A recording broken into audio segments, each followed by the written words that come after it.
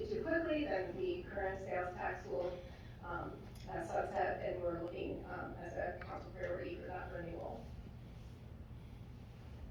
So also, something that we love to talk about when we're talking about the budget is the property valuation growth.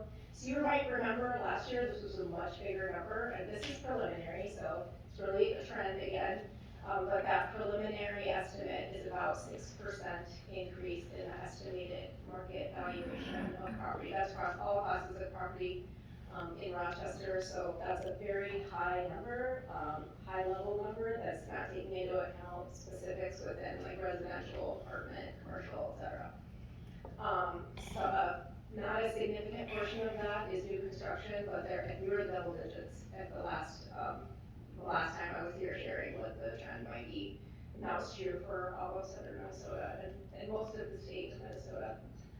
So that drives how the levy's allocated. So if there was $1 million more of levy, it gets distributed very differently across all of the property classes and then across property within those classes, depending on how much valuation has increased comparatively in that class for property. So really relies very heavily on the market value of one home next year to another is and how that shifts. The local levy decisions are determined, and then each property receives their final assessment.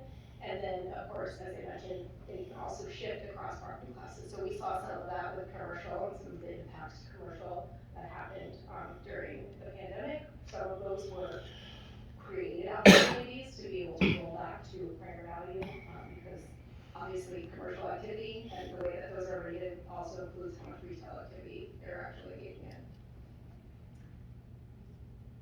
So a little bit more information about residential, and if you have any detailed questions, this is where we have Dale Mortensen and Rachel here.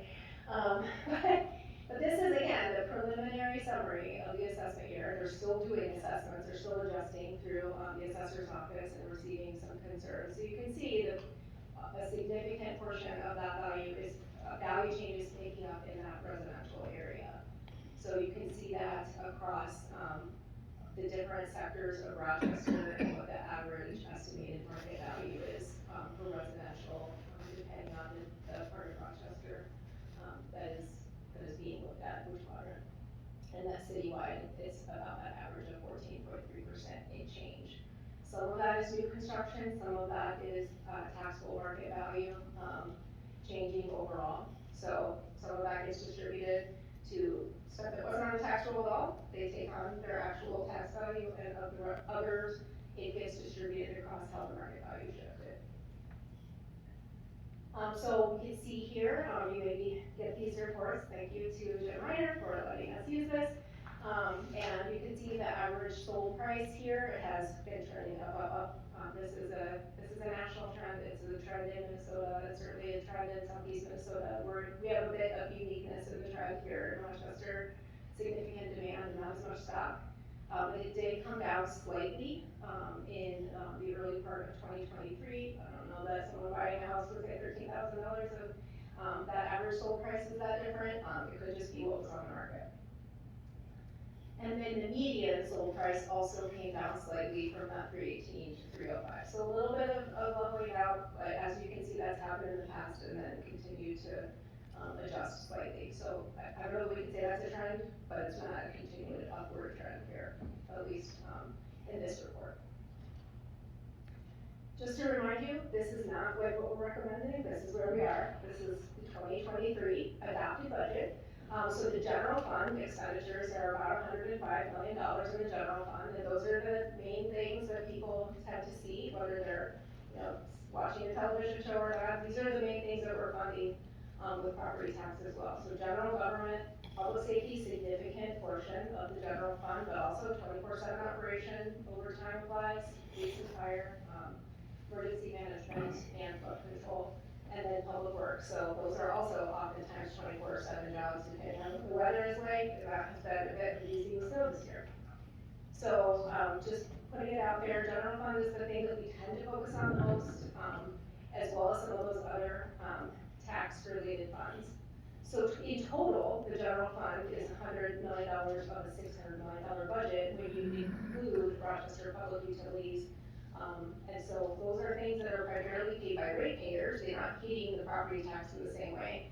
But it is the total cost of living here, depending on how you look at that. So significant amount of this is capital improvement projects, so we're continuing to invest and reinvest in the capital infrastructure, whether that's roads, whether that's lines of pipe, whether that's the electric lines that are overhead or underground, all of those things.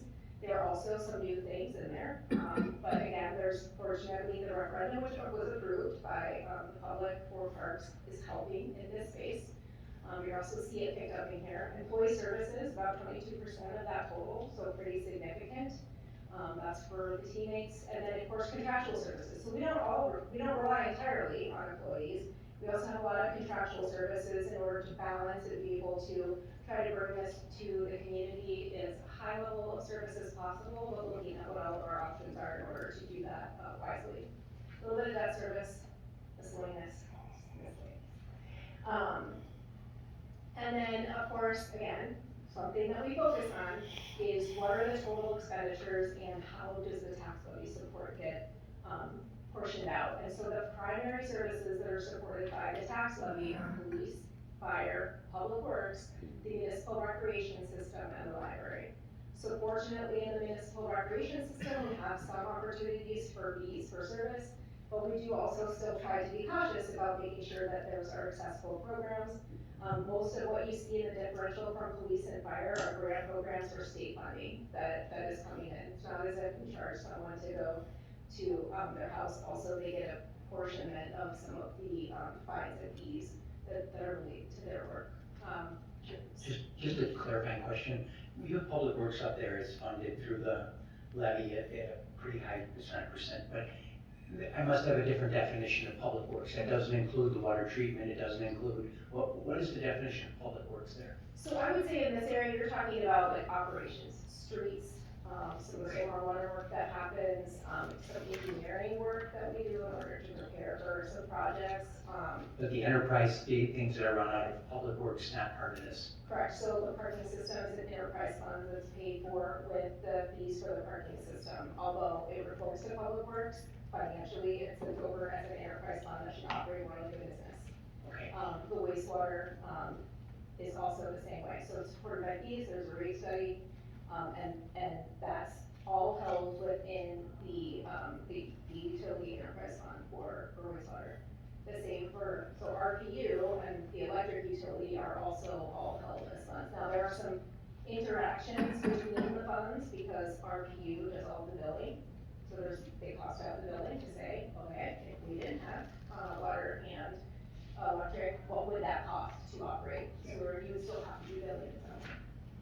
There's also some payment in lieu of tax that comes back from those utilities based on their revenue and the value that they receive from, there's a couple of ways of looking at that, the value that they receive from the tax funded services by having like a safe community, and also but for being publicly owned, there would be a component of value to the shareholders in that case if it was a private business. And like for example, Xcel Energy does pay a variety of different types of property tax on.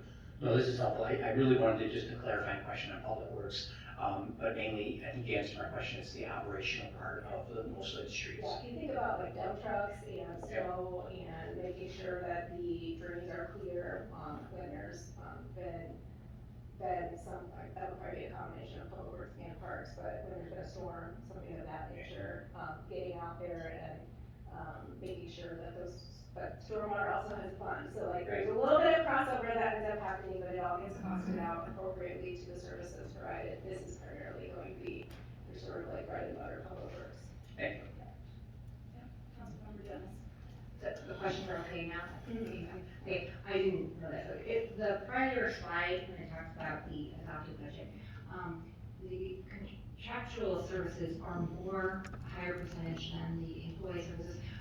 Can you just give examples? I mean, if all the police, fire, everything's in employee services, then what are the contractual services that are costing more? So this is the total budget. This includes things like RPU, water, sewer, et cetera. So there could be the contractual service of design for design services, say for the small area plan for community development, doing contracting with Campbell Associates, and so some of those costs would be in contractual services.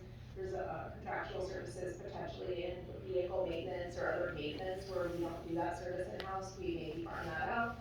A couple of other examples would be things like tree planting and the stump grinding that happens for Parks and Recreation. So they don't all do that in forestry, they manage some contractual services through other local businesses to be able to do that work. I'm sure there's a host of other things that are not coming to mind that we could. I would imagine transit is a big one. Transit could be a big one, yeah. But these are for every year, they're the same, you know, we have this huge percentage. Has been looked at to, increase, like, city employees, to decrease that contractual services, percentage? So some of those are multi-year contracts, and they usually have a provision for opening back up the contract to determine, are we gonna go back out and do a request for proposals for new contractual service, which maybe the best proposer would be the existing contract, but also, what is that appropriate pricing, is there another way to do that? So it's vacillated a bit, so contractual services, I didn't think of this, right across the street, Civic Center used to be employees of the city, and it was looked at that we could, not just from a cost perspective, but also activating the facility and making sure there was a higher caliber of, like, especially entertainment coming in, to do that through a contractual service, and so none of those employees are city employees, that's all through contractual service, where we're providing dollars to Experience Rochester, who's got contracts to be able to hire people to do work over there that otherwise had been done with city teammates in the past. So we look, it vacillates depending on the issues of the day, the current challenges, and what might be the best way of addressing that, and sometimes with council direction. I would imagine that probably started with council direction, although I wasn't here. So, and then, so I know the bidding, I mentioned this on Monday, the competitive bidding and, or lack thereof on some things. And we looked at how much it costs for city employees to go through these bidding processes year after year. So I feel, I mean, what I know, I'm a school teacher by trade, so I haven't done bidding myself, but would it maybe, if we got rid of the bidding processes every year, because the contractual services, perhaps, or the bus transit or things are now, the employees are now city employees, that would free up a lot of city time who has to devote so much on writing bids and I mean, has that been factored? My question. Yeah, good question. I think it depends on the type of service, right? So big contractual service for a whole operation of a service area, like the Civic Center or the transit, those tend to be like 5-year contracts with options to renew, when we're looking at, is it working well, is it delivering what we had anticipated? Because to decouple those and have the right amount of staff early, have the systems that maybe the company owns that we would have to own, make sure that we have the right equipment or other investments in place, that's usually gonna take probably 18 to 24 months to really go through that process. So, but for other things, like, would it make more sense to have a contract for trees or not? We do that actually kind of in a hybrid approach, and I wouldn't want to put you on the spot, but probably we can talk about that. Some of that comes up during the conversation with employees, and do we have enough service hours for our employees? Can we hire people? What is some of the cost of hiring out there, and is it something that has heavy turnover? So we do look at all of those things, and many of these are on like a 3 to 5 year contract, because we need time in order to be able to say, it does kind of feel like maybe we should be looking at changing this or bringing a piece of that in-house, and we would need to get all those specs out and doing all of those things. But I would say a lot of this is things that like we wouldn't necessarily do ourselves. So you had approved, the council, the asphalt overlay at the last meeting. We don't make asphalt. So we have to buy that asphalt from an asphalt plant. So there's just such a variety, but it is something that the team thinks about. But yeah, of course, we can't be master of all things. Yeah. But, so all of the next slide, all of those incredible, huge numbers, all of that is under employee services, like, correct? So we're talking about. Side with the. Well, I shouldn't say all of it, but I mean, like, I just feel like the huge percentage of contractual services, I mean, we want people to live our values, have values of the city. And once you hire, you have a little bit more say in a lot, DEI and different, I don't know, I feel like we, as a city, might want to look at how much it costs per year to go through all these process of bids. And like I mentioned on past Monday with the 2.2 million that only had one, we didn't have a bid, someone else that went for that chip seal. That was a situation that I think could have, if we could cut down on the number of bids needed, we can really, I think, shave off a lot of here. So that's a good point. I would just point out, this slide doesn't have, except for public works, nearly as many contractual services because they, like construction, which was the projects primarily that we track right now for the reporting of, DD, not get it right, DDE businesses, is really about those significant construction projects. So we wouldn't need to be, to be able to have that amount of construction workers working for us, knowing it's very cyclical, like you might need concrete work for one. There is a pretty routine process for that. So looking at processes is something that will come out of the conversation that council had at their study session last week. Dale Martin said, Council President, members of the council, Rachel just pointed out that, again, when you pointed out that that's a big, the entire budget, the slide before that, is the full $600 and some million. A big part of that contract is contract work. 97 million of it is purchase power through electric. So that's not something we can go, we have this contract until 2030 to buy that from municipal power group. And so that 96 million of that would, if you not lop that off, that number's a lot smaller, so. but thank you, I knew that Dale would have something. Well, I was impressed with how many you pulled off the top of your head. Well, I forgot all about power purchases, but those are things, for example, the alternative to that is constructing all of your power, which would be a very significant cost for construction and maintenance. But it is actually something that Review is looking at, what's the right balance of the power purchase versus building electric generation for Review and those concerns. Good to keep going? I think we can keep going. Okay. All right, so this is a slide you've seen before. This is the last few years of tax levy. Again, this is just dollar year over dollar year change. So this isn't the tax rate. This is just if you raise a certain amount of tax levy dollar amount, this is the percent change year over year. From if it was $1 million to $1.1 million, you would be seeing that 10% change there.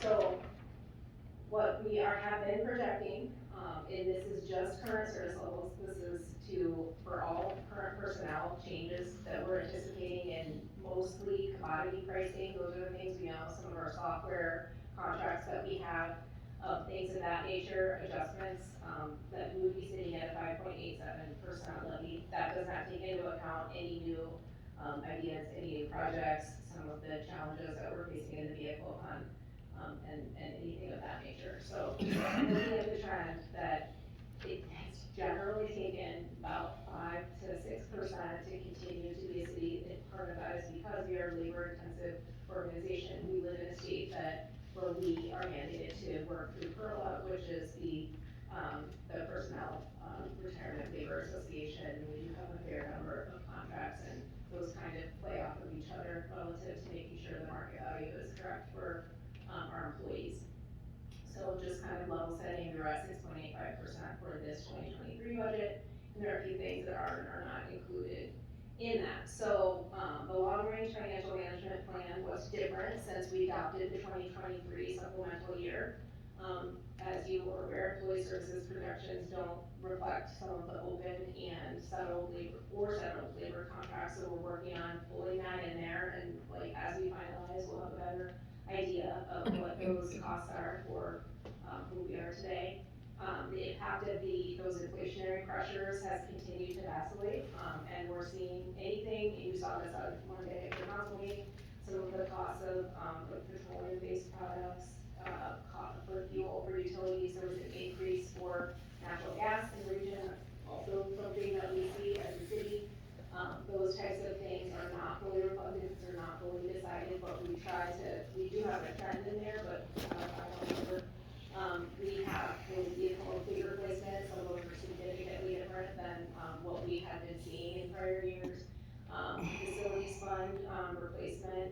collected this one time, it was not included in the projection, even though I worked really hard for that. So, like, we do have a lot of facilities that we need to maintain and do groups on. Again, the software maintenance, public safety, so this is included in, sorry, I misspoke at the beginning. This is included in the trend, but that's different from what you saw in 2022, 2023 budget adoption. So that's putting upward pressure just on the baseline of what it costs to be a city. The public safety workers' compensation, these are not included, but that's a challenging situation. So, I mean, these are like moving targets. We have some of this in here. We're planning on how to build that out properly. The debt levy, you remember, for downtown was something that we approved the project and that was going to come online later. And then investment income has been a little higher, so that's a bright spot. A little bit more investment income. We had been down in the less than 1%, and now we're closer to the 3 to 4%. Which is helpful, but not something that you can like bank on for the next 20 years. And then the streetlight project did not realize all of the projected savings in order to be able to finance that as had been intended. Can you look at number 9, the streetlights, what happened there and why are we not? Tom, get your microphone, sir. Can you look at number 9 and tell me why we're not making our projections? I can look at number 9 and ask Mr. Martinson and Rachel Hudek to respond to that. So the answer to that question is rather convoluted, and I don't know how much detail you want me to get into. It is actually pretty close to what we originally put together, but the project took 3 years, and I'll take this ownership, but we made a miscoding of some rebates, which caused our last year's estimate to come in way lower than it should have been. So now when we're trying to, true up to what reality is, we actually have to bring it up higher than we had before in last year's budget, and so that's really what's offsetting it. But the project itself is actually very successful. There is a higher percentage of the electric bill for streetlights that goes to what we call the infrastructure charges that don't change, so we don't get the same direct, impact if you screwed in your own LED light bulb at home versus streetlights, because they carry on a separate infrastructure system to get some of that lights there. And the system grew while we were in the midst of the project, so we're just trying to true up the budget on it, and it ended up having to jump by, I think, $90,000 or something like that from what we had, because we brought it too low last year based on coding of rebates that went into operating costs instead of the project. Okay, but I'm just gonna question about the idea that we grew. Aren't we growing with energy efficient bulbs and we're not putting old bulbs in? Right, but we switched out the entire system, and then we're paying back not only electric costs now, but we're taking the savings in electricity to try and pay back the debt on the original 3.3 million, I think it was, in costs of the streetlights. It's like we do these energy improvement contracts where we try and keep the budget the same, but completely upgrade and change out our system so that once that debt is paid off, we have a significant savings ongoing. I think the takeaway is that it was not a significant number, but we do have to absorb that into the budget in order to correctly apply it to the capital and not to operations. So operations has to be paid for differently. Is that the simple answer? Simple answer. I mean, again, if I had done this 4 years ago, we were probably about where we estimated it, but we just did this dip because we were using prior year's reduction to project the next year, and we basically shouldn't have done that significant dip in that year. So I guess I would say from a budgeting perspective, this whole list is, a budget is a plan, it's a guideline, we're trying to deliver on the vision and the priorities of the city council, and throughout the year, we're constantly trying to true things up that were projections that then potentially vacillate, that are totally within our control. What is within our control is how we true it up, how we adjust for that. It starts to control what other things that you can do, and it creates pressure. These are some of the pressure points that are on the budget that we're trying to build and bring forward to you. Thank you. Is that helpful? You may also remember that in the 6-year forecast beginning in 2022, we were relying on some budget stability funding. So instead of adjusting the levy back to what it would have been if you hadn't had a zero levy, and we were bringing back positions back on that were frozen in order to keep up with development and make sure we were getting our permits out in a reasonable amount of time, which has had revenue associated with it, making sure that we were bringing back positions that are necessary now that we were open more consistently for business, making sure that we have enough funding for different teammates who were doing different jobs, and we were able to kind of not bill for a while when things were different during 2020, 2021, and parts of 2022. But as we brought some of those sort of one-time savings back online, those have not all gone to the levy. We've been able to buy down the levy, and we're slowly, with some financial maneuvering, digging our way out of that and trying to mitigate the impact on the taxpayer. So there was about $7 million in operating reductions, those were revenue and expenditures, a 0% levy, so no adjustment year over year to the dollar amount, which meant for some people, their actual tax rate went down. And then we did utilize some reserve, so we had used some of that rainy day fund in order to get through that. And these are some of the steps that you have been taking over the last 2 years to come back out of that, have reasonable service levels, be providing things that people have anticipated, and sometimes providing those differently based on changing patterns of what people do differently now that we're in, coming out of a global pandemic and seeing that has sometimes people want even more of something that they had before they were able to do it, and sometimes people want to do that differently. So we're trying to navigate all of those different changes, and we're doing that with an eye to try to be as sustainable as possible with the financial resources available. That's creating some pressure on the tax levy.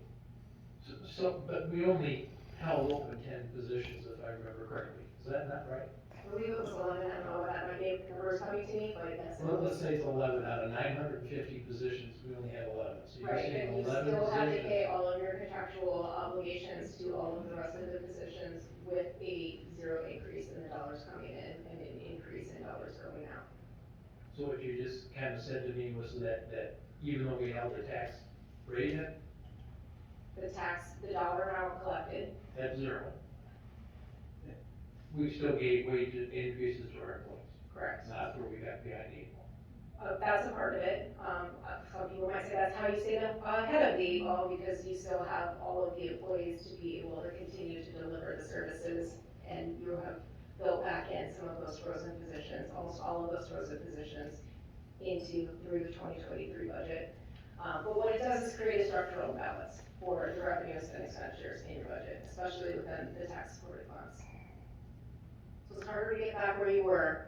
And we're still obligated to fulfill the contracts, the union contracts. Correct, well, if you would have been obligated to do that or enter into MOUs or either way, if there had been something different that was done, you would need to go through a contractual process in order to make sure that there were MOUs or other things ratified by, what is now 20 different labor units, 19 at the time. Councilmember Keen? Just another clarifying question on this chart. I do understand I think I understand the budget stability funding, but not all of this is levy. There's a lot of this was for these All different of enterprises. This is all going towards the levy supported fund. This is all going to buy down the cost of those levy supported funds. So there were other, so for example, this chart would have much higher percentages on it, but for those holistic budget stability funds. It's buying down the dollar amount you need to levy for. I'm going back to Councilmember Palmer's question, that we did have the 0 increase. We forego, I'm gonna make up a number here, like $4 million that time. I'm having trouble now creating that $4 million that we forego that year and the next year, because we didn't then come around and double it. Going back to that budget stability fund, all of that is needed to address that $4 million 0% increase. That's not, I can't get that math to work. So there was that, plus you have revenue loss. That was, so you didn't receive all of your revenue in all of the different, like, for example, there's impacts to the general fund. If you don't have lodging tax and you're still maintaining your contracts and things like that. Again, that's what I was saying. I thought it was going to things like that, and filling. But that hit your general taxes in order to be able to fulfill that obligation, because you didn't have it in lodging tax to be able to fulfill the obligation. Okay, So in my mind's eye, we moved money into the lodge. We did the one-time budget stability to pay the mortgage on MCC, and you're calling that, general fund. Well, there are parts of that are paid for in tax levy supported funds when you do not have the other revenue coming in to be able to support it, because there's also debt service on that building that is a portion of the lodging tax that you saw that goes I towards. think I'm okay with this. I see, Mr. Martin's nodding. He's got something to add, or any clarifying? No, I mean, you're correct. I mean, the lodging tax that we use to support the civic center goes into the general fund. So when that isn't there, we have to do something to make up for that, and as well as all the other things. That helps me understand the dollar amounts, because it's not all the 11 positions of that, it also is these 4 other. plus 3 of revenue. It was a significant amount of revenue that you also didn't receive, so you also have to think about like the impact to building permit fees or things of that nature. Yeah, oh, so, now I understand it, In parking, parking, Now that's a separate fund. But So- the point is, the 7 million that we pulled from the Those were restaurant all tax dollars, levy supported funds. right, to apply across the years to help minimize impact on our tax levy, is not just offsetting the zero levy, it's accounting for all of these many other factors as well. That's how I understood it, and I wanted to clarify, so I think I understand it, but the fact that it moves into the general fund, I guess I didn't know the logistics that way. I almost thought of us using the ARPA dollars to directly fund the, kind of make up the lodging tax. But we used all of that to continue to pay for public safety services. And then we continued to try to hold the line on all of our other expenses, and when other revenue came in higher, we continued to hold the line on our other expenses, which allowed you to have holistic budget stability funds to help you, for lack of a better word, dig your way out of that. I don't think you're entirely wrong though, Councilmember King, because we did contribute rescue. No, sorry. I think what you're saying has validity, because in other ways, we did use Rescue Act dollars directly for expenses. This is just the portion we committed to budget stability. Okay, This is something, thank you. so it's both and. Not We neither. continue to make good financial decisions that allow you to be able to continue to try to pull out of that versus have it happen over 2 years. So, it's a combination of reasonable financial decision making. So, local urban aid, Councilmember Palmer's favorite. This is something that, we're hoping continues to move through the next, 4 weeks of the legislative process. But again, it's based on a formula. So basically, the simple way that I can describe this formula is that if you're doing better locally than the rest of the state, then the LGA formula says, okay, we're going to go down a little bit for you every year that you continue to be able to do that way. Regardless of the fact that we have gaps, we are a regional community, we're serving not just our residents, but a significant number of visitors, and we have the largest employer in the state of Minnesota. Those are the things that they really take into account in a favorable way for the city of Rochester, the amount of LGA that's certified. You can see that was a significant thing that you had to absorb in this 2023 budget. And then, we don't know what's going to happen in 2024 and 2025, but we are hopeful that if we do receive an increased amount of local government aid, that we can apply that to some capital, because unfortunately, unless the formula changes pretty significantly, even with that bump, you'll still continue to see decreases just based on the formula and how that works. And that's true for other communities that also have a pretty strong tax base and a growing tax base. And results, there is no active path towards revising the formula this session. I don't think this session, but there's always active conversation about revising the formula. And what you have to remember, there are over 850 cities in the state of Minnesota, and most of them are much, much, much smaller than us. Mr. Wall, then. so of the 850 cities, Let Mr. Wall go first, he hasn't had a chance to speak. The latest legislative report that we got on Friday seemed to indicate an extra 100 million perhaps in LGA. Does that give you hope? It gives us hope that we would, within the same formula, receive more certified dollars in that 2024, 2025 range, and gives us an opportunity to be strategic about that. It's a potentially one-time bump. And to continue talking about the formula. All right, Councilmember Palmer, sorry, go ahead. well, some odd things to point out. Our LGA total is less than what Duluth is getting as an increase. They get about $36 million, and we're sitting here at $4 million and hoping to get more. I think that if we could put some pressure on our state legislative people and get some things changed here in the next month, I think that would be a very good thing for us. We're getting penalized because we have more people coming into our city working. And of the 850 cities that Ms. Zelms talks about, how many of them have an international airport, a municipal sewer system, a bus system? Minneapolis and St. Paul have the MAC, and they've got the Met Council that does all this work for them, that taxes in a different way. So I think she might have some slides on that. we really need to work hard in the next month to get our legislative people. We have our House of Representatives who's on the tax committee, should be able to make the case that we need more money. So I don't know, I can say it many times, but I just think that they need to help us. And it would be helpful to have more and continue the conversation about the formula. They promised after 6 years to change the formula, they're not gonna change it, and because it doesn't, So I think what we call that in the business of working with our partners at the state legislature is a political sticky wicket. So there are 850 plus cities in the state of Minnesota. Many of them are outstate cities, which we are as well, however, we're a regional center. But some of those cities, to be able to just continue to be what they are next year, will have a 20%, and this happened last year, 20 or 25% levy increase. Because their value of their property is not increasing, they're not seeing additional estimated market value in the same way, and they're not seeing new construction. So it's all spreading that dollar amount to the same people with the same or less value for their property, which is their largest investment, whether they're business owner or residential property owner. So I think this is a great segue, thank you for providing it, to talk about the tax levy and local government aid per capita. So these are things that you could share with the legislators that you have mentioned or others. There's a little special point in time in 1980 where we were having about the same amount of money come in from local government aid per capita. So there's obviously population that has changed, population gain that has occurred here, and the tax levy per capita. So the magical year of 1980 is the year, but it was very close. And then every year after that, it started to kind of diverge. You can see that the total dollars necessary to support the growing population started to increase, but the local government aid continued to steadily decrease. Part of that is because they're seeing that the increase in estimated market value, the increase in home starts, all of those types of things and employment are part of the formula that are not as positive for us when you're talking about aid from the state of Minnesota.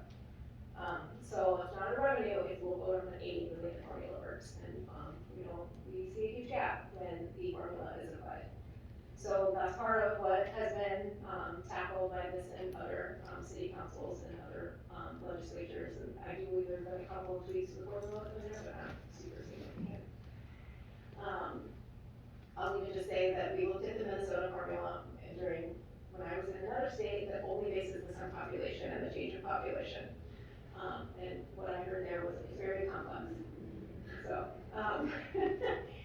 so you can also see this relative to some of our benchmark cities. So when you look at the tax levy on the left-hand side, of course, the scope and scale of tax levy necessary for a very densely populated city, Minneapolis, the largest population center, is higher. But when you look at the relative change, you can see that there's a fairly steady increase for some of those towards the bottom, and Rochester is kind of in that pack of the Woodburys and the Duluths and things of that nature. And then you can see on the right hand side though that Rochester is in yellow, and we've seen some pretty steady decline on that local government aid. And so we've been trying to balance that, but it's not as if the local property tax has gone up necessarily proportionately with the drop off of that local government aid from a proportional standpoint. So just some context for as we approach the budget and the services that we provide. Here it is, just all in one slide. So the tax levy and local government aid. So the total dollar amount collected based on the populations of these different cities. Rochester right there kind of in the middle of the pack, and we have slower increases than St. Cloud, slower increases in Minneapolis, slower increases certainly than St. Paul. From that 2022 to 2023, they had a pretty significant increase in their tax levy. We are also a slower increase. There's a pretty steady increase in Duluth. Maybe some of that is their local government aid, but also some of that is the tax increases that have been necessary on top of their aid.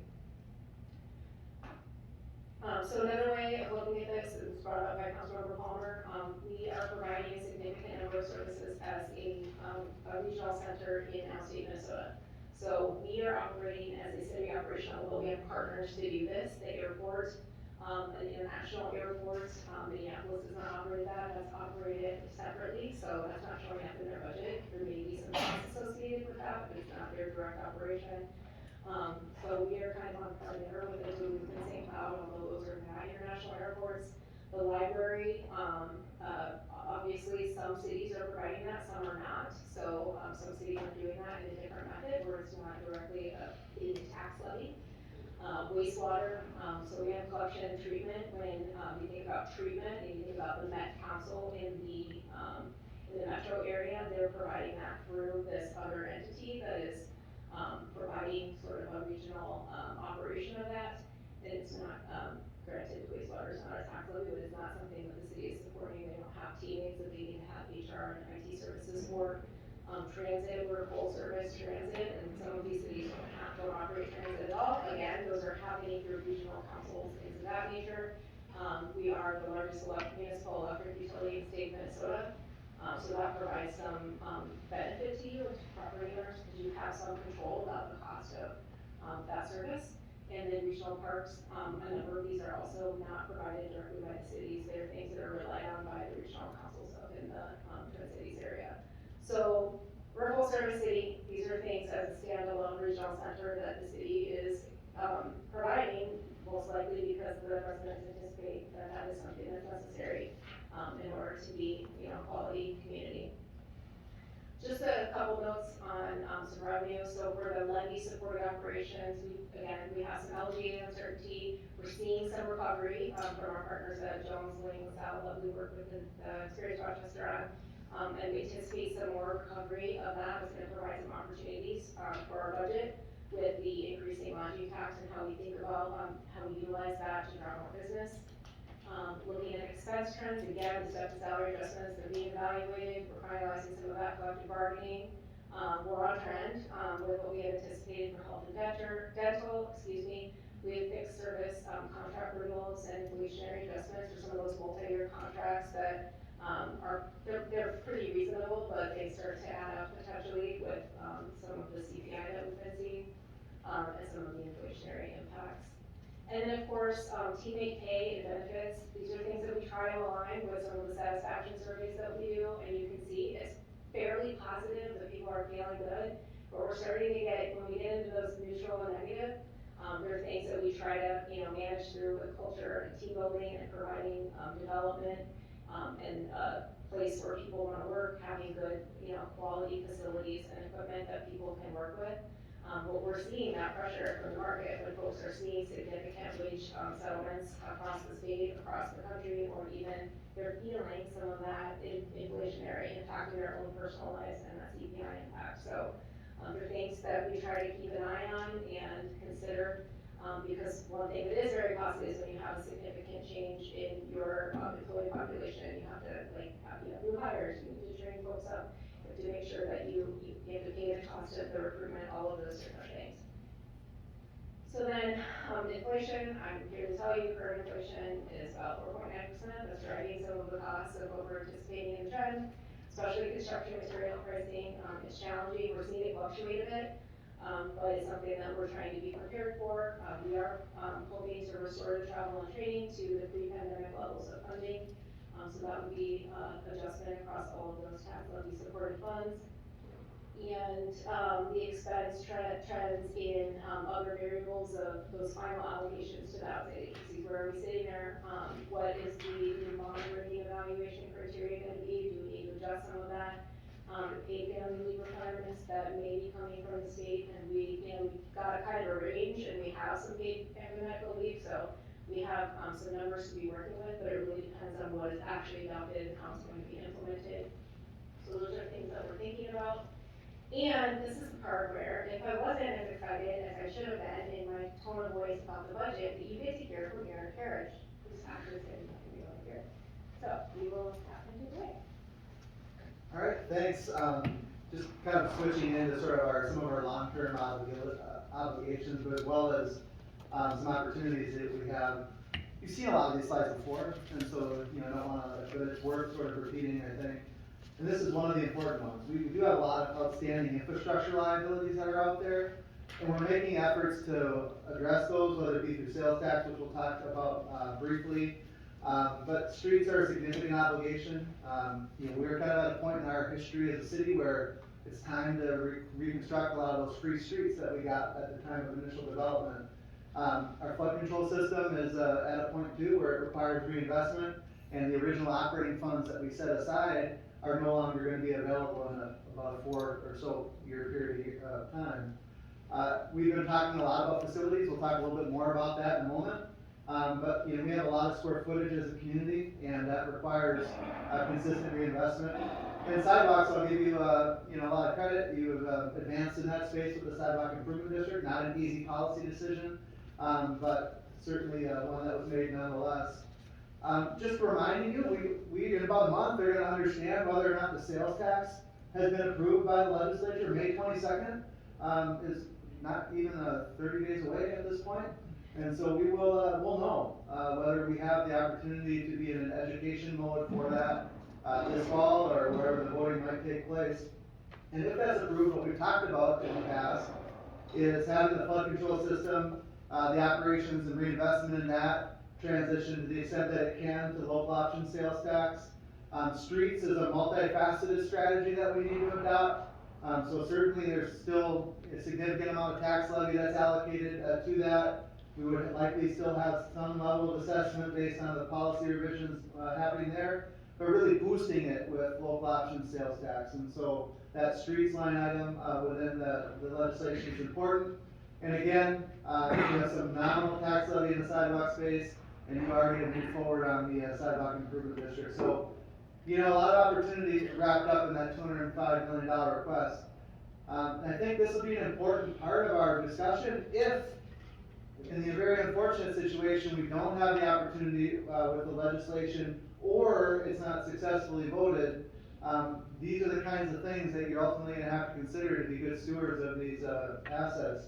Flood control system likely requires some tax levy increase in order to support it, because there are some things with the other major area where we would generate funds. There would be an increase, a fairly substantial increase in the stormwater fund.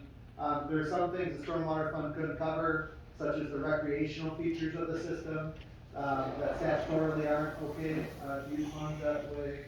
But again, we're sort of on this trajectory. 2027 is going to be here quick, fast, and in a hurry, and we need to have a solution. So that's the likely scenario that you all have to think about the event sales tax isn't successful. Again, tax levy, if we have to do this alone, we projected our annual need to be in the $20 million range, which is a 21.6% increase in the levy in order to support that. Of course, that's not a great seat for you all to be in, to have to think about that. Very tough, but at some point we have to develop a better strategy. We also have the natural gas franchise fee, which could, you know, be another element to fund in this space. And lastly, you've already navigated sidewalks. Moving on, we have a couple of other areas to really be considering. One is equipment revolving. If anyone's bought a car lately, they cost a lot more than what they used to. And the same goes for big, you know, snowplows and police vehicles and any number of other, you know, things that we have to deal with. So right now, this budget cycle for 24, we have $7.7 million in eligible replacement that could happen based on end of useful life and the other metric we have, which is either hours or miles on vehicles. We have a fund balance of $8.5 million. We clearly can't spend all that, so we'll have a target that's much smaller. But you just need to understand, we haven't been depreciating at the rates that we thought these vehicles were going to be. So an example that you have in front of you is a snowplow. We're thinking that's going to be just under almost $400,000, $383,000. We were thinking that was really going to cost us about $230,000. So not saving and depreciating enough. At the time, that made sense. Things have just gotten a lot more significant, a lot more costly. The other is we're seeing real pressure in the workers' compensation fund. We're evaluating a surcharging of the police and fire budgets. A lot of this increased cost is coming through there, through some of the PTSD issues that are going on and some of the para issues there. When someone goes out on any work-related disability, when you're in the police and fire fund, we pay their health care until 65. So we have this obligation in that space. And it's a very challenging issue because these folks see and do and experience a lot of challenging things.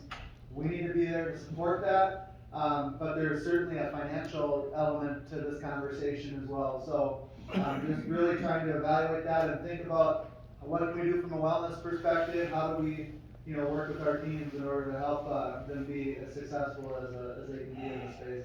In the meantime, some real financial obligations. Facility again, you might notice there's an adjustment in our goal. We used to have a $3.5 to $4 million goal. We've changed that to $2.5 million, and this is really for levy supported facilities. And we've backed out the Civic Center. And we'll talk about the Civic Center in a moment as a different idea and a different facility. So for our levy supported facilities, we really want to say we should be putting $2.5 million per year back into, the 24 CIP currently has 800,000, and these numbers are the draft CIP that we've developed, to try to get this fund close to, $2.5 million. Also remember, no different than streets, every year we don't do $2.5 million, we get $2.5 million further behind in this number. So the deferred maintenance accrues, bigger hole to dig ourselves out of. Can I ask you a quick question Yeah. about that? Maybe overly simple, but so if we take $800,000 and continue to increase it, is it going into an investment fund where it's hopefully sort of keeping up with inflation, or are we using it? We're using it, so yeah, we're certainly not it's not a foundation model, it's definitely, annual needs, accrue, spend, and, reinvest in roofs and parking lots and things like that. Councilmember Kirkpatrick? Thanks.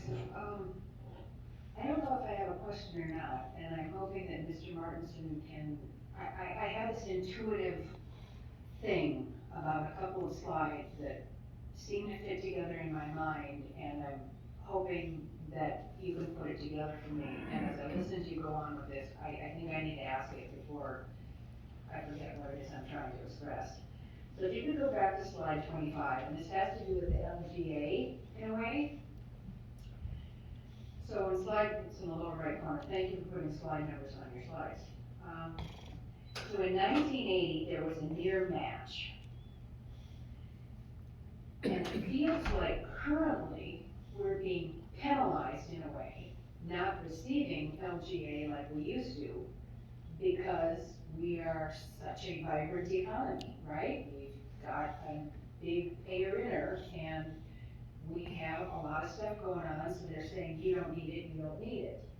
But we really can't get the LGA back up probably because we're apparently so thriving. But our economy isn't necessarily funneling down to the people, it's benefiting larger organizations. So then if you go to slide 34,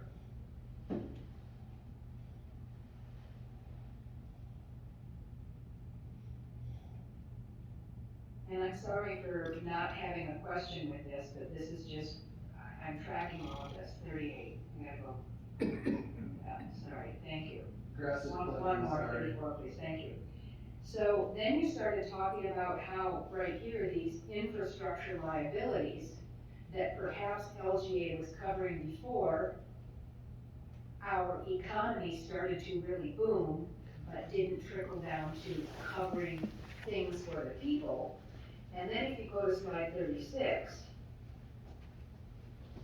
so how much of slide 25 and 34 would cover these costs on slide 36? If. I understand what you're saying, I don't know that LGA would have ever covered that. The other thing that's happening here, which you asked before very insightfully, is significant growth both in the population and in the geographic area of the city. So Yes. when we were building those streets originally with those city owner contracts, Yep. we didn't build a set of funds to be able then, within the, life cycle of 20 years, 30 years, 40 years, depending on if you're crack sealing, you're pavement overlaying, or you're reconstructing, we didn't build in as a city those funds to be able to rebuild, reconstruct, and maintain what was maybe originally built based on growth. That's a significant part of what you're seeing.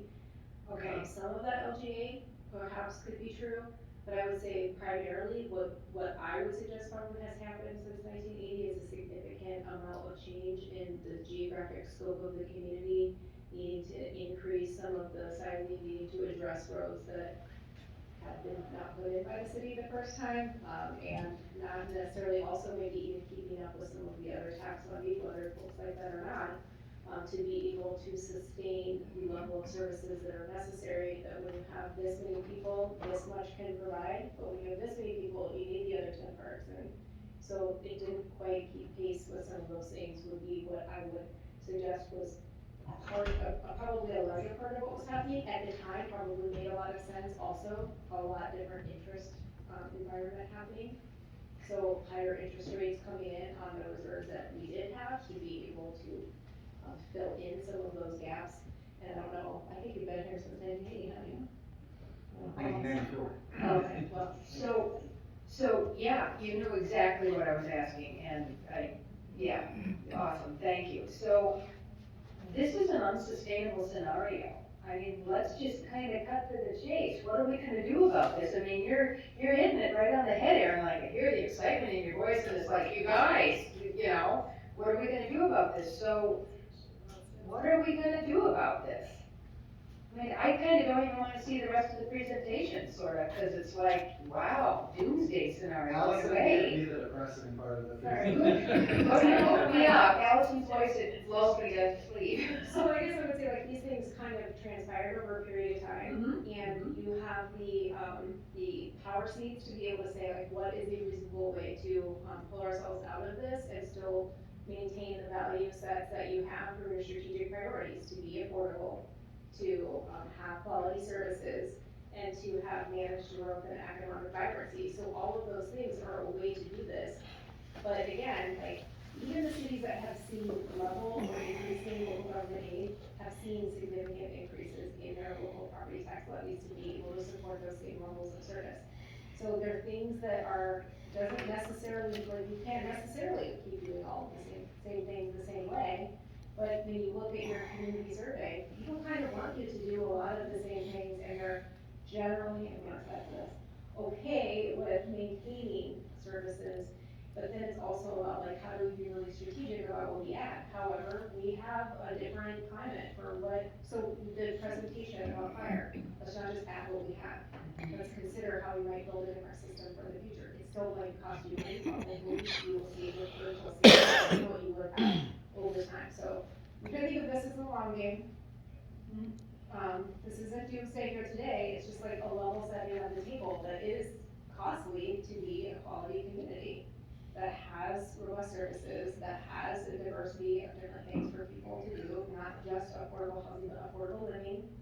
And thinking about some of the structure that we're doing that in, means that some of those main services that people expect that are tax levy supported, either those start to suffer. I can't, like, not having a bus system saves you nothing. You just don't get state federal funding for it, and you don't have a bus system, which impacts your economy. You can't take the dollars for that and put it towards the park system. That's not the funding scenario that we have.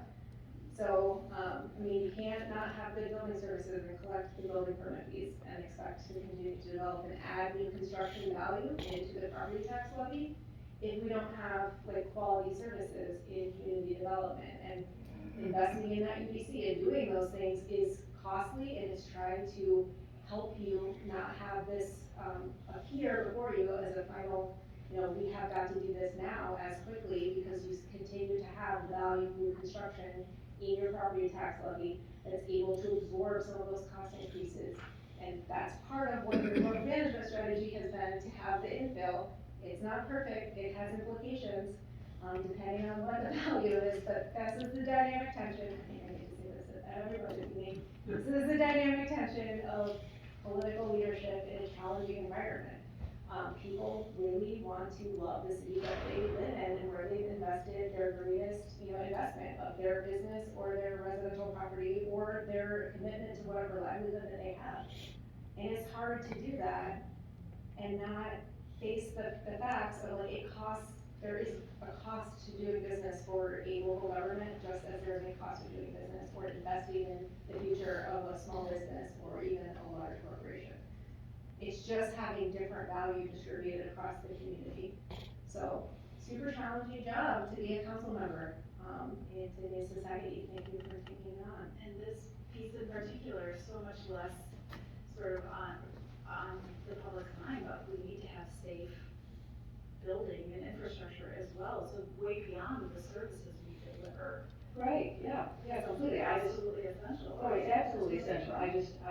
think for too long, we haven't been paying the cost for all of this, and now it's biting us, and we need to figure this out.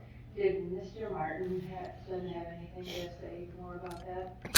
I don't know if I can do it without getting myself in trouble, but. Go for President, it, go for it, do it. I do think, so we talk all the time, when we get streets built by developers, new subdivision, we book this as a contributed capital, we call it, and it increases our balance sheet. But nobody ever talks about the liability you just took on, because you have to replace it the next time, right? And it's the same thing with buildings that we build with sales taxes. I got probably 4 presentations about life cycle of streets and how we have to keep putting money away to deal with those things.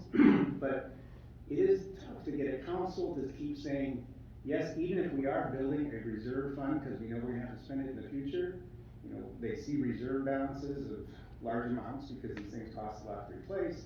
It is hard oftentimes when the economy turns bad again to say, yeah, we're gonna keep levying that amount, even though we don't really have the amount we're gonna spend that next year. We know we need to build balances for the future. And so if we can keep that as a policy and say, we know we have to replace these things, here's the calculation of how we're putting that together, and keep that as a policy statement, I think then we build ourselves out of that hole. I think so too. Thanks. All right, so I'll just say, incrementalism is your friend on these kinds of issues, right? You can do what you can do.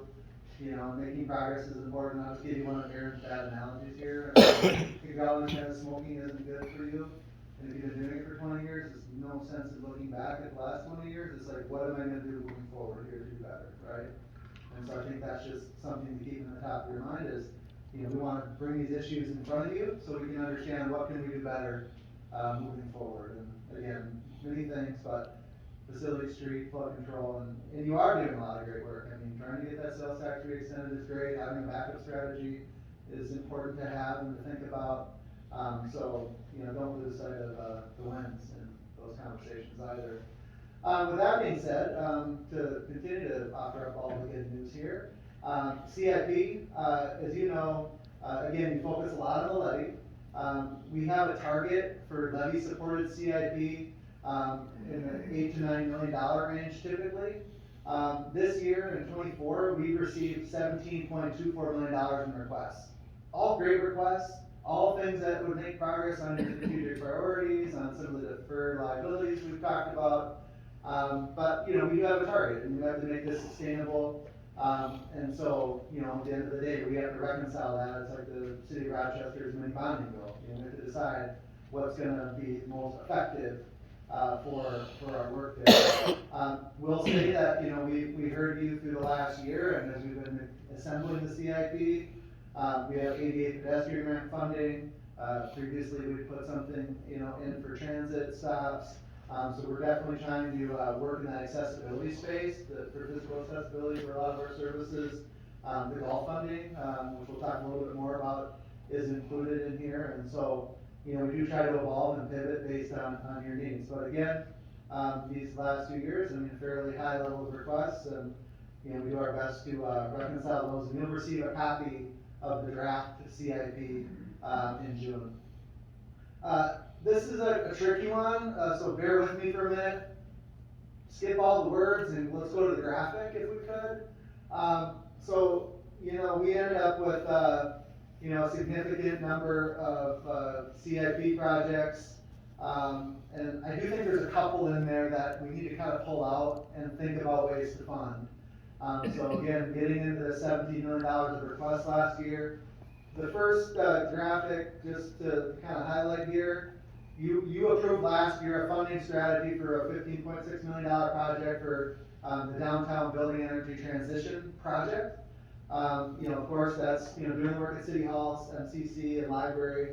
And, you know, the intent there was to use $7 million of holistic budget stability funding, and $8.6 million of general obligation bonds. We had the debt service kind of extrapolated out for that. What we're gonna suggest to you in the CIP this year, and so we don't need an answer tonight, but I just wanted to get you thinking about the idea as we go into June. We're gonna suggest that you bond for the entire amount of that project.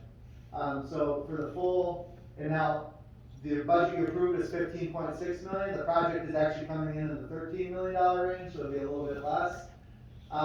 And we were hoping to use that 7 million of holistic budget stability funding, for two things that have come up, within that. So now we're looking at, here's the solution or the idea in this box. We're asking to reallocate $2.5 million for the rec center roof. The roof you saw in our deferred liability slide, that is the rec center. We'll talk a minute more about that in a minute. Most of that roof is 25 to 35 years old. And so we're at the point that we got our conditions assessment completed there. It's something that needs to be done at the rec center roof. And so we're suggesting that that's something you reconsider. And then we have an emerging priority as far as our inter-source resource planning project. Think of our finance and HRIS software, human resource information systems, kind of the software we use to make city government work. I'll talk a little bit more about that. So we're suggesting that funds be reallocated for those two projects. Here's a little bit more about the why on those. We currently use something called JDE. We implemented it 20 years ago in the world of software. That's a few months ago. And it's got an end of life, potentially 10 years out, but it's definitely got a declining support model. So earlier in the year, you authorized some software, some funding where we could do an evaluation of what might be a viable option for this. This is really not an if, but a when type of question that we need to think through. And so the team right now is working with the Government Finance Officers Association Consulting Division to develop a recommendation. The annual cost of these are very high level, evaluation not complete, but for budgeting purposes, we have some numbers. The annual costs are not radically different, although they are somewhat different at $336,081. But it's really the transition costs, the one-time transition costs end up being very, very significant. But again, we have a lot of opportunity to do better, financial reporting, just things we have to do, and right, wrong, or indifferent, we're right now on 20-year software, and whether we decide to do this in 2 years, 4 years, 6 years, there's a window here where this needs to get done and taken care of. And can you remind me what factors were taken into consideration to get us to a recommendation of 5.5 million? So again, we're still scoping at this point, but the GFOA, the consultant we're working with, based on similar implementations in other communities, that's about what they've projected. The trick on this is it's a whole bunch of people hours, and you have to be living in 2 softwares for a couple of years, because you're 10-year-old, you've got to continue, in that environment so you can fully transition. You can't kill your people in the process of converting these things, so you have to bring in some, fairly substantial outside resources and make sure your data transfers well, So just to be clear, it's not that different types of software would cost substantially different, it's that there's a lot of labor and human costs associated with the transition? One-time transition stuff, yeah. And it's pretty critical to what we do around here. I mean, I could list off a lot of the crazy little things that don't work, or a lot of the time efficiency loss that we have here too, based on the software. But again, something that we really think we'll bring more information as it evolves along, but we're in the financial planning mode now. The other piece here is the rec center roof, and we talked about it. Here's another picture of a nice graphic. This is like 11 or 13 sections of roof actually.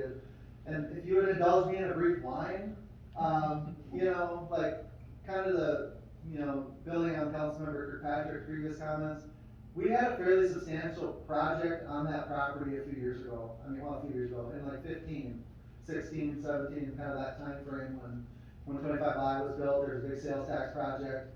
At the time, we didn't really have a facilities function developed. There was a lot of community conversation. Obviously, I wasn't here, but I understand it. And we prioritize program over asset preservation there. And so our facilities function, I think, is making a great, steps and strides into saying we have to think about asset preservation sometime, because since that one project was done, and I know that was even tight to get it to where you wanted it to be, and people thought things were left on the table programmatically, we've had to replace, a couple $1 million mechanical systems in that building now, and now we're into the roof. And the time to do that stuff is when you're there doing it. And so just, it's kind of, something for you all to think about, is really just being asset preservation mindful when these projects come through and trying to take care of those. And not go skating on the roof. Go ahead. Well, the frustrating part for me is, we keep building new stuff and we don't take care of what we have as old. And, we just did this with the library and that was probably, what, $2.5 million that cost us. And, what other council people have said is, boy, if we would have saved for it 25 years ago, put a little bit of money in there. The reason we don't do it is that we don't get any credit for it. As the city, we get credit for a new building, the walls, and it's great, who cares about the roof? And, our park system, we've been underfunding it for a long period of time. And we're not going backwards and fixing things that we own, we just like to keep building new things. And at some point, we have to stop. At some point, we have to go back and say, no, we gotta go back and fix these buildings that we have. And, to me, I can't say no to a roof, because then you're gonna say, well, the whole building's gonna fall down and you're screwed, it's gonna cost you a lot more money, But to me, you gotta stop building new stuff and move ahead and fix what we own. All right, so that's kind of the CIP. We're getting to the end, so just to be getting excited about that. Just to give you a little encouragement there. But lodging tax, we talked a little bit about lodging tax earlier.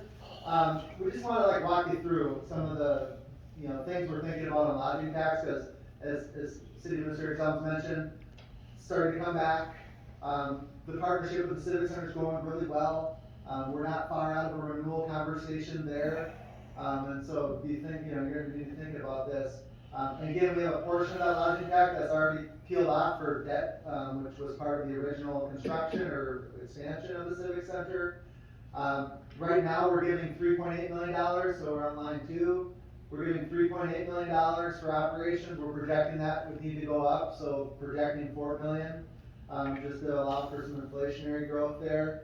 As you know, we had a pretty robust conversation on one roof and how do we partner with all the folks in that building.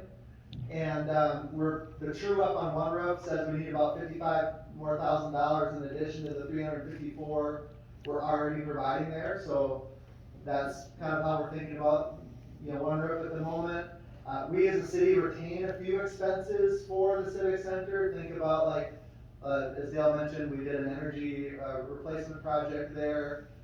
So we have to repay on that, and insurance and a few other things in that space. And then thinking about capital. So we're suggesting some of the lodging tax, which currently isn't prioritized in CIP, so bring you back. The Mayo Civic Center CIP need per year is about $1.5 million. So just that one building, the rest of our general fund supported assets, $2.5 million. We need about 1.5 to keep up on the 500,000+ square feet at the Civic Center, based on the facilities team's assessment there.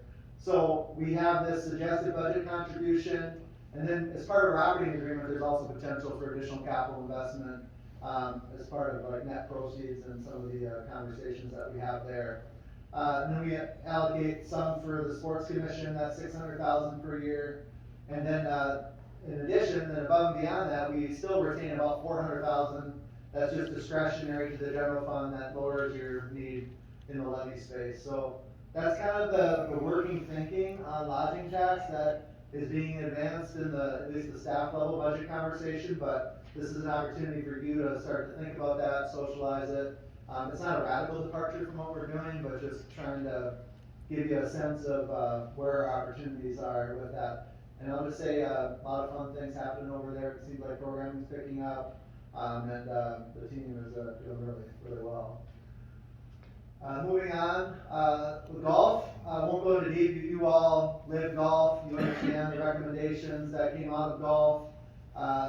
So far, the courses are open. That's great.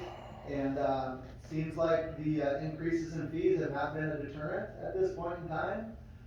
So that's been socialized well. We have the $200,000 of CIP included. We have some operational investments. Director Whitman's rethinking as we have some staffing transitions to potentially move away from a golf pro-based model to more of a facility management, golf course management model, and being able to have someone that's more versatile. And, I think on net though, things are doing good, which ultimately, you know, with the additional fee increases plus the additional CIP, we will be, $400,000 of CIP per year to address some of those deferred maintenance issues there. And then, you know, probably top on the list, you'll see later in the year, that, maybe you've heard of the entrance road at Northern Hills. Folks would like to see that redone, and, we might request that that be advanced this year and sort of, you know, accelerated in order to accomplish that. Allison mentioned this, but this was data taken out of the golf survey, but this was applicable to the city as a whole. So when we did the statistically reliable survey with Morris Leatherman, we asked them about city services, and we did this in our 2018 citizen survey as well, a resident survey. And, you know, basically overall, 70% of Rochester residents favor tax increases in order to maintain what we're doing now. So maintaining city services. 51% really do that for enhancing services. So not as strong a support there, still a majority, but not quite to the same level. So I think that is a blessing that, you know, folks, there's some level of endorsement there that says what we're doing now we like, and we want to make sure we can maintain and sustain that. And lastly, again, in addition to the capital, our operations needs some need, and kind of harkening back to that previous conversation, we've changed a lot as a city. So this is, I think, a graphic we talked about a while back, but the yellow is Rochester city limits in 1950 at like 5.5 square miles. And in 2022, here we are, you know, at 55 plus square miles, and then in our 24, and that's in the blue, and then, you know, in 2040, we're going to grow even more. And obviously seen a ton of population growth, a ton of evolution of our community that's changed the types of services that we need to provide. And we just have the different things that are coming, the mandates, our data practices request. If you remember, 3-4 years ago it was 200, this last year it was almost 1,000. People have to fulfill those things. And, you know, people that are submitting that, they put pressure on our services, and it costs money. Public safety needs have, you know, been addressed, and then prioritizing citizen responsiveness, like 311 is something, you know, that's a conversation point here. And so all those things really, you know, need some level of investment in order to make your strategic priorities work, and then to respond to unfunded mandates and address that deferred maintenance. So I won't go through all this, just leave it for you to look at, but more context in the evolution of the community. But just, you know, needless to say, we've gone from 80 miles of streets to 551 from 1950 to 2020. So there's significant stuff there. With that, I'll turn it back to City Administrator Zelms. I've enjoyed the presentation. It's good that we start with the baseline as we look ahead for the next few months. And I just wanted to, we're talking about the budget, but we also have to, I think, reiterate what a wonderful financial services department we have. And not only did we very recently have our AAA bond rating reaffirmed when we went out for our bond sales, but we also received a note this week that our finance department has again received a certificate of achievement for excellence in financial reporting. And I just want to kind of set that up too for us to realize how fortunate we are in this community to have a long history of good financial stewardship that has continued to this day, that we can be proud of, and it makes me feel better as we move ahead with some really difficult decisions to know we're making them within an environment of responsibility and good numbers that we can count on. So I just kind of wanted to lay that groundwork before we, and I don't know if we're going to talk policy today or just tell us to think about it from today, but I think that'll help. Member Key? Thanks, yeah, again, it is good that we're doing this in April and getting those early eyes, and it does, it's illuminating to see how much things are coming up. I get a little worried when we start showing early percentage numbers early on. I want to be careful that we don't like imply some number and then change it later on. But so again, it's very early, it's April. I had a couple of specific things. You know, there'll be all these different kind of cost things, but I think that idea, I think one of our things that we can talk about today, we are always watching to say, like, as we come up with spending, where should the funding come from? you know, and usually the levy's the last resort, and there's a lot of things clearly, like our public safety things must go that way.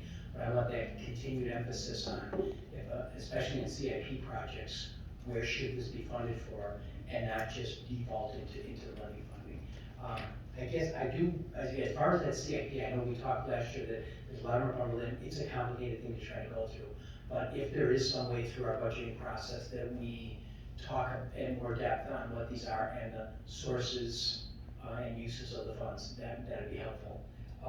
More specifically, I want to respond to Councilmember Kirkpatrick and her kind of reaction on the facilities and the roads. And again, these are things, I mean, I remember early on trying to have these same discussions with Mr. Martinson and that about, you know, what is on the balance sheet and what percent are we saving to do these things. But I also want to be careful that I don't want to be at alarms with this. There are some statistics or some tried and true methods we use, like a 50-year road, but they're not always exactly right. So I think my goal is to be incrementally or a little bit better than we were before. I don't take this on as a 2024-25 budget challenge that we need to solve the funding for the facilities or the roads. We need to be, and in my view, again, we have to figure this out as a team, but I want to be incrementally better. Last thing, there was a quick mention of a road and a golf road and those things, and I'm trying to remember our golf discussions with Director Whitman last year, and there is this capital improvements there. But I want to make sure we stay true to what we're telling the community. We are doing this funding for these CIP projects from this golf money, and we're doing those. I would be concerned if we start moving money from elsewhere to improve golf resources when we gave a different message to the community. Thanks. Yeah, may I just make one really important clarification, since we have our friend Randy in the room? This is not the recommended budget. So this is a financial trend from a financial model. So the numbers, as you well pointed out on some of the bar charts, are a trend that's helping us prepare the final recommended budget. And this is really setting the stage for some of the things that we're dealing with. So that is not a final number. That is like a very baseline number based on what we have been able to do in the last couple of months to say, like, this is a larger number than what we were anticipating in the prior financial trend. And that's without addressing other gaps and challenges that we have heard from our teammates in being able to continue to deliver the same level of service. And so I think a really important point, and also to your point, we're not telling you this because you need to solve for all of this in 2024 and 2025. We're telling you this because we want you to be as well versed as possible and well-rounded in how do we, like, what is your policy direction in continuing to move the needle? How much are you going to be comfortable taking on in your time as elected officials to try to set the next, group now, 3 years from now up for a different set of conversations on the dais and continuing to move things forward as a community. And we're very well aware that that is a super hard dynamic to have, and so we'll try to build that in a way that provides context and the point about making sure that we have clarity, especially on capital and what those funding sources are, because there's a lot of different funding sources for capital that are not tax levy. That's the smallest funding source. Councilmember Wall? Thank you. I hear often about adding programs or adding projects, adding buildings. Is there ever any concerted effort as to eliminating programs that no longer serve, that we critically look at the ways we are currently spending monies so that we can afford newer projects? I would say that's one of the hardest things for any local government to do, because there's always some constituency that would like to have it. We actually had that conversation recently, not to harken back to 4 courses, but that was part of the conversation that started off the study from a prior elected council, was to say, do we need to have all 4, whether that's now or over the next 10 to 20 years, and the results of that were, we have all 4 and we're making further investment in them over and above what we had invested before. So that's just one example, and I think those are some of those hard policy decisions about, what is the level of service. And that's kind of how I would say what that is what is the level of service and some of those we don't control. I think some of the police and fire and we probably do a better job plowing here. I'm just gonna say this, even on the record, on television, we do a better job plowing here than a lot of different communities. And we're talking about a huge number of lane miles, a lot of bulbs and roundabouts that are super hard to clear, require multiple different pieces of equipment and multiple trips back. And, the expectation is that's clear at the same time that the main road is clear. So the expectation level and the cost of that service, which is overnight 24/7, get it knocked down in 3 days, all the same 20 people are doing it over and over and over again, challenging thing to overcome. And so that's the value when we try to get the data and those things. So if there are specific things that you could identify that you think we should look at, that would be the most helpful. And whether that's as an individual or not, we can take a cursory view of that, or we can bring back the list. It's a challenge to, if there's someone that succeeded, it's a challenging usually for that to be a vote, but it's something that is a worthy endeavor. So I'll ask a very challenging question of an administrator. Particularly in our day, education has been criticized for burgeoning administrations. Particularly, we've seen that at the University of Minnesota and efforts to try and trim. Our own local superintendent looked at his own administration and took $500,000 out of the budget by reorganizing his cabinet. Have we done any kind of study as to the number of administrators we have compared to population, whether we're growing or shrinking, what is necessary to provide good service to the community? I mean, we can take a look at that. I think we'd have to find like similar services provided, which is a little bit challenging in Minnesota because we're providing a different level of service than most of the administrations in the cities that have Met Council and other things.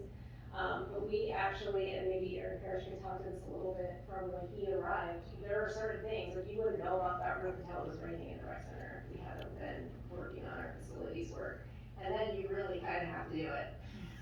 And you have to do it right away, and you are in emergency bidding, and you pay what emergency bidding costs.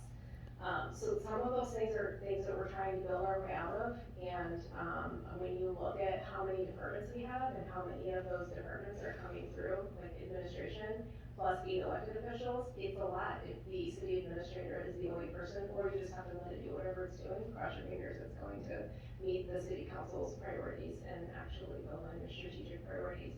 So we haven't taken a close look at that, perhaps that happened before I was here. I would be shocked though that we would say that this is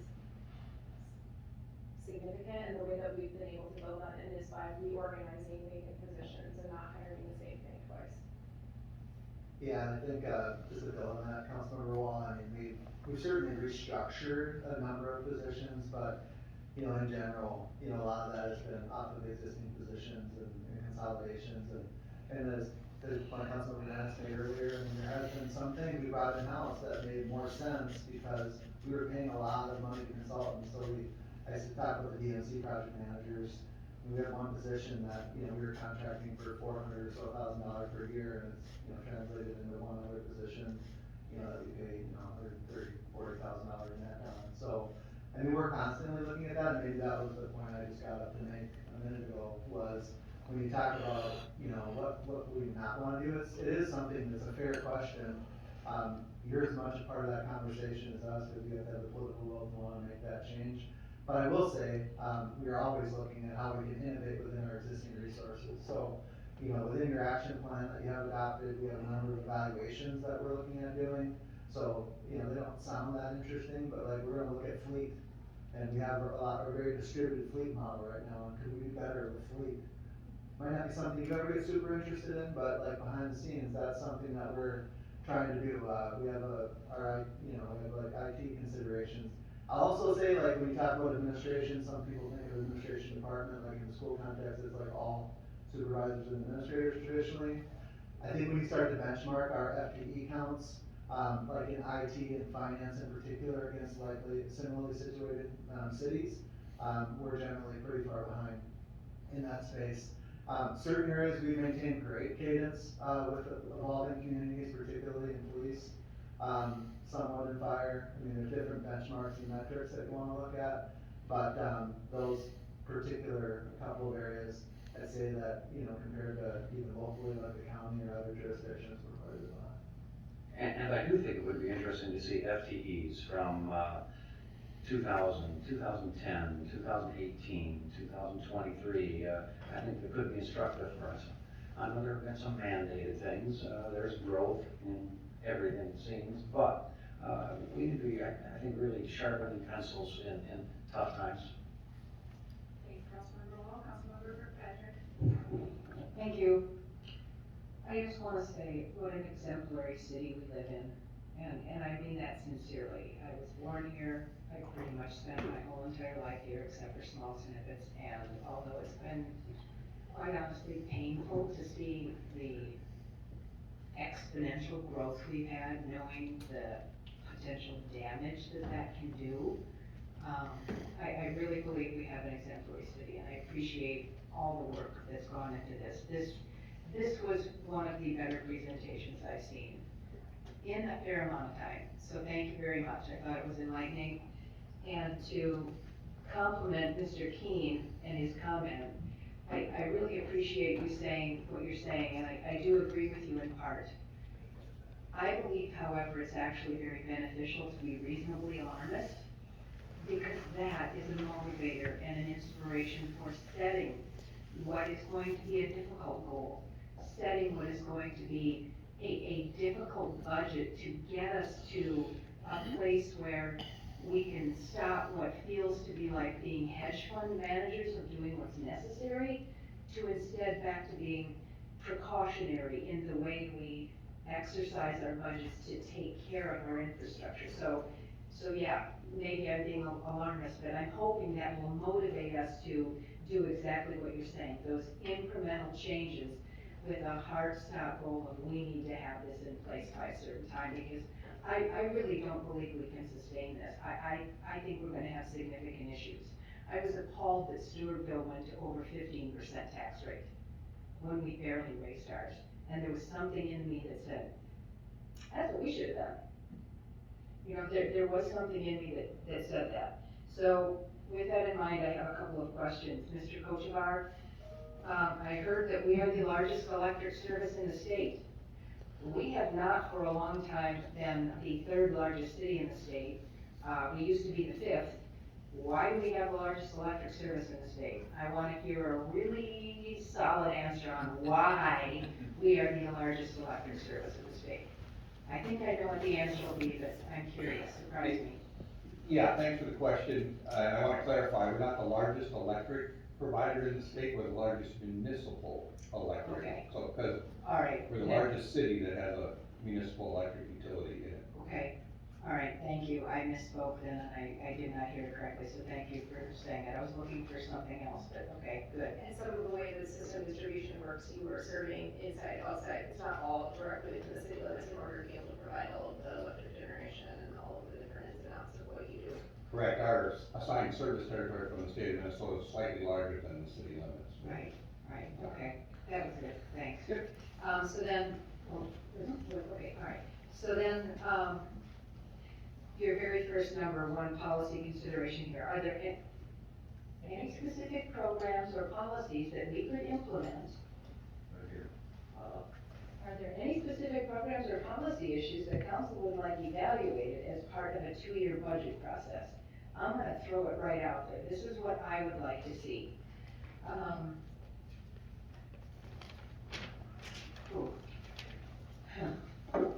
Can we change or increase the tax base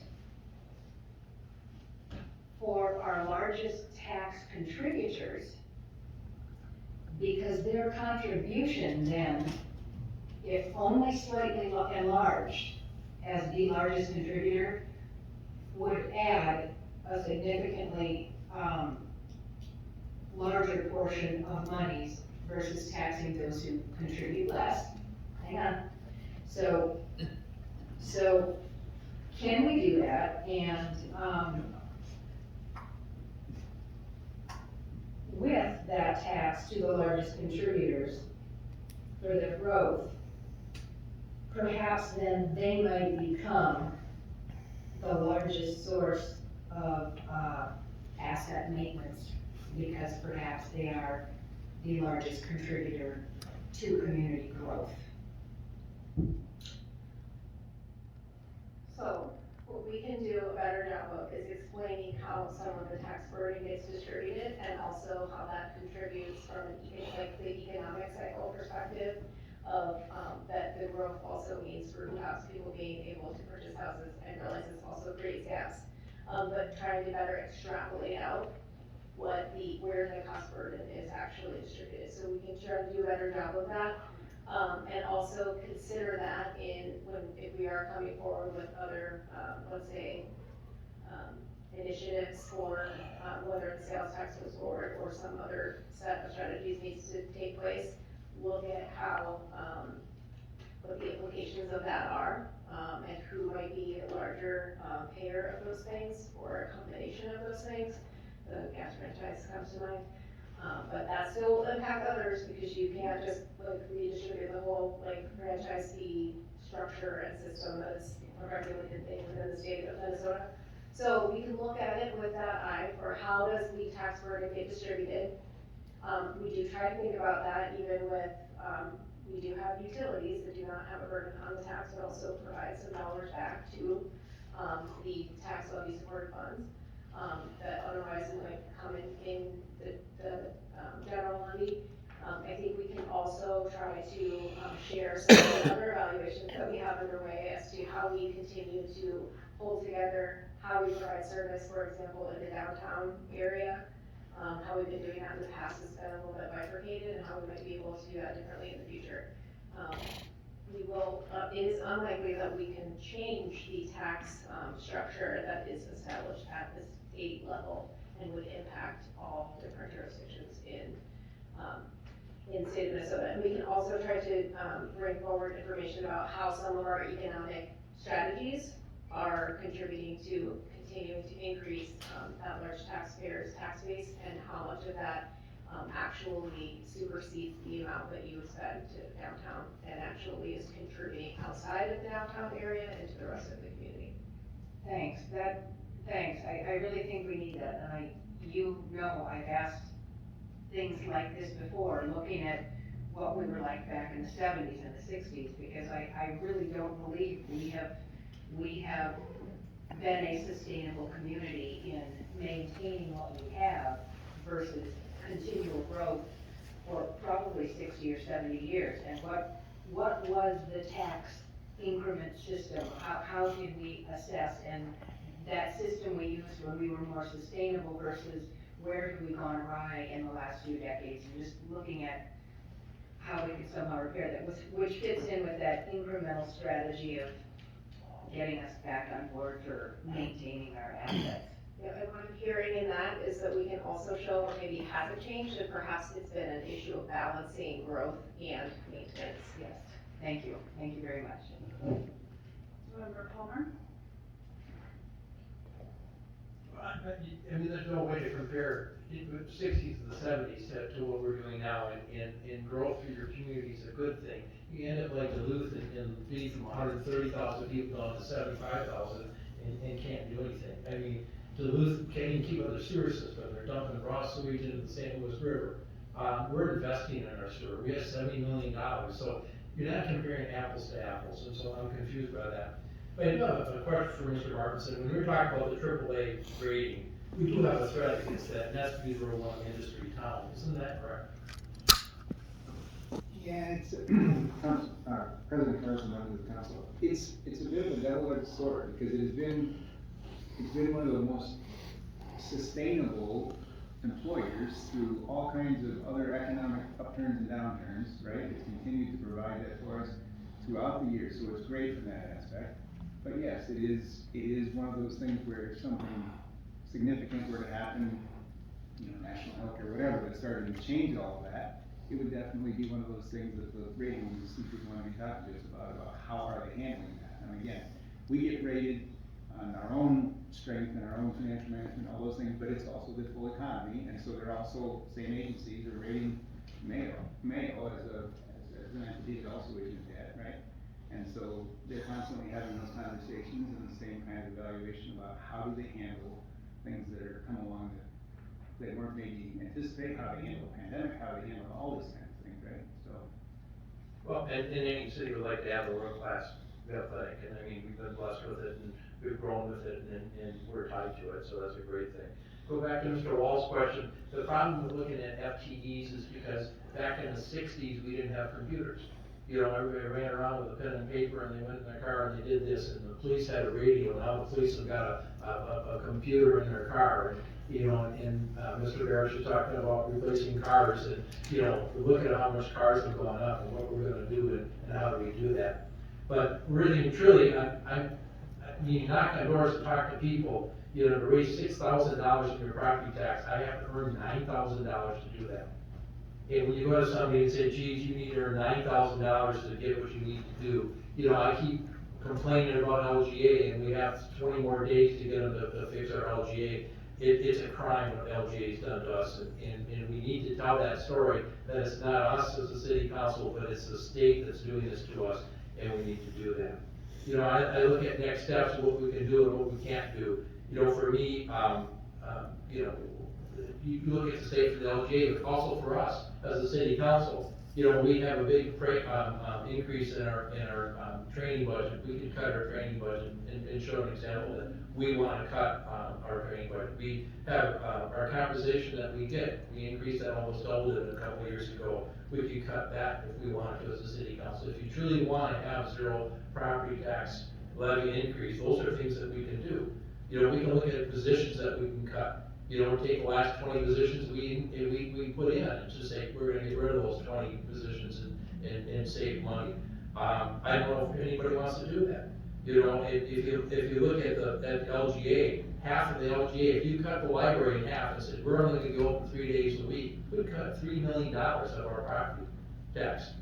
I mean, maybe that's what we need to do, is cut the library down to $3 million and say, hey, if you don't like it, call the state of Minnesota and talk to your House of Representatives, talk to your state senators and say, hey, this is not a good thing.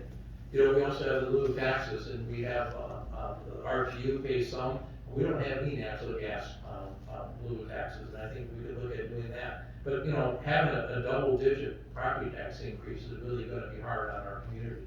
And I don't know if I want to support a double digit without looking at some of these cuts. And if you're gonna vote and say, I'm not gonna vote for the tax levy in November, come up with ideas on what we can and can't cut.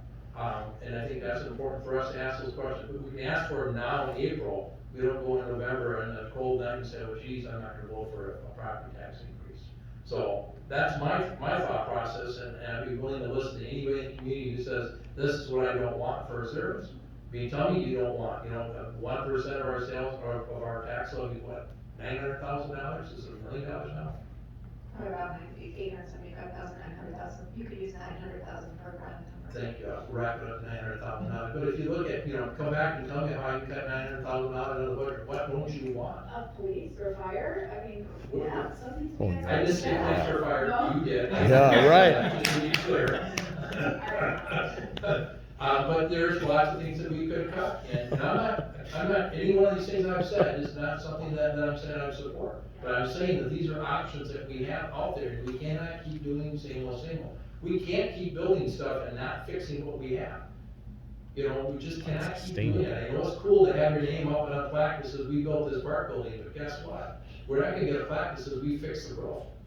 You know, you go to the library, you look in there, oh geez, the city council built this building, but they didn't put money away every year for the roof, and everybody knows that roof is going to fail. So, I'm sorry to preach about it, but I'm all for cutting taxes, and I'm all for fighting it. But again, I can make $9 grand to pay $6,000 for the property tax. You know, and some people will say, well geez, but my neighborhoods, they can't afford it. Well, they don't pay that much in property taxes. It's all relative to what you own in a home. So if your home's for $200,000, you're not paying as much as that person that has a $300,000 home. But you're getting the same service. Our police department doesn't say, well, we're not gonna go to Northeast, we're just gonna go to Southwest. So, I'm sorry, but, you know, if you're in the community, if you're listening to this and you want to have your tax levy be zero, I'm all with it. Tell me what to cut. Councilmember Bransford. I won't be quite as animated, but thank you for that. I do think, you know, the corporate mindset isn't necessarily a bad thing, and by that I mean, you know, certain organizations have to make tough decisions internally about what they're doing in their own businesses in order to make a profit, right? So I don't think it's completely unreasonable to suggest looking at cutting non-essential services like the library and other ideas that Mr. Palmer came up with. or looking at FTEs, or looking at sharpening our pencils, right? So I think we really need to take a good look at, we're gonna be in a pinch. Do we go for a very large tax increase, or do we look internally and try to find out what non-essential services might we look at cutting? I'm not saying that we do, I'm just saying that that's a tough conversation that I think we have to have. And our reaction as a council to cutting non-essential services shouldn't just be, no, it should be, well, okay, let's look at it soberly. And I think what the administration is asking us as council is, how can we as a council guide those considerations? So instead of just saying, oh, we want a 4% levy increase, no higher, how do you do that? We want. That's the conversation I'm discussing. Yeah, so it's up to us. Yes, Right, like that's what do you exactly what I consider just said. non-essential? We heard one thing, that maybe if you cut all of it, you could have a zero levy. Yeah, and I don't think we're ready to suggest specific things today. I think to be thinking about that, like, what do you consider non-essential, and what are you okay for as a trade-off? Like, how long are you okay waiting to have things come to you? Or how long of a response time are you okay with, waiting to get back to a constituent, or all of those different things? And I think the reality of cutting people's jobs is also harmful for our community, so how do we balance those factors and impacts on our community well-being and quality of living? So yes, these are very difficult conversations, and I'm here for them. Councilmember Keen, did you have something? Yeah, just, maybe it's clarifying, but I know the staff's asked for any specific programs. You mentioned you heard one. I mean, part of the problem here is we'll really struggle with a consensus on those sort of cuts. So I guess I wanna comment, we throw out the library, we throw out layoffs. As the staff pointed out, they also, 4 years ago, threw out, like, we were overbuilt in golf, and then so there was a study, we spent a couple of years on trying to, here's a service that I think the staff had done enough work to say they didn't think they needed anymore, but the council and the community disagreed. We can go through another one of those, but just to, I guess my take is I just want to offset when we quickly throw out the library and saving $3 million. It's not a consensus thought off the council. It is an idea. I do like the idea of this, of almost like through a normal director mentality of a thing of like, if I had to cut, what's the first thing to go? And frankly, I think a lot of that goes on within our departments right now, and that's how they do these things that don't rise to the level of being funded at council. But I think that is something that's an important part of the high functioning organization, that they're always looking at what should we be retiring. And I hope we're doing that, and those things that rise to the level of council. I mean, I hope those are brought with recommendations. Yeah, I think that's a good point, we do have folks from the team that listen to these meetings and watch these meetings, and they spend a ton of time, not just during budget, but throughout the year, looking at how can we continue to do things differently and be strategic, and if we have some change where we can optimize and reoperationalize something differently, and continue to adjust how we're providing service or the amount of service that we're providing based on the feedback we're getting. They continue to do that within the confines of the dollars that they have available. There's any number of things that, because of those operating decisions that they made there, where they felt very confident in their area of expertise that they could still deliver, that you never saw as an increase over the years. And a good example of that is how we dispatch calls for service. Dispatching calls for service is one of the greatest ways that you can actually influence the amount of time that you have between what you have now, Fire kind of alluded to this, and what you're gonna need in the future. Because if we continue to do different protocols based on the software and the people and the knowledge that we have available, you start to push out the need for those things and really be able to optimize what you have. So those things are happening all the time. They're not coming to you in the budget. It's what you never saw in the budget that also is happening because of the leadership of the department head team and the folks that support them. So I think it's just really important to give them some credit that, but for that, you would have been seeing this a long time ago. Perhaps that would have been helpful to the seated council today. But they're always trying to squeeze as much out of what is available as possible, and that's how they've been able to continue to deliver on this. And I don't think what they submitted was actually really incredibly unreasonable. It's a matter of how we continue to set the table and meet the increasing and changing demands of the community. And they always have that at the forefront when they're submitting what they think is going to be important, because what they don't want to happen is to not deliver for you. and we do start to get on the cusp of that on some basic things of what happens when we aren't able to deliver. I don't really wanna be up here delivering that message to you. Yeah, I appreciate Allison's comments there, and I do think, over the last several years, our departments have made internal changes in order to manage without the funds that we had during the pandemic. They did make changes, they didn't ask for things during that time, we had no tax increase during that time, so we have managed a lot of it, and I would say from the calls I get in our office, and to the point that you've heard throughout, the message we've heard throughout is this community expects a high quality of life. And I want that for this community, and I think all you do too. They want more police downtown. They want more drug enforcement. They want speeding enforced. They want the community constantly, they want the homeless people off the streets and in housing. The community they want those high quality needs, they're asking for those that high quality life, and they're expecting us to give it.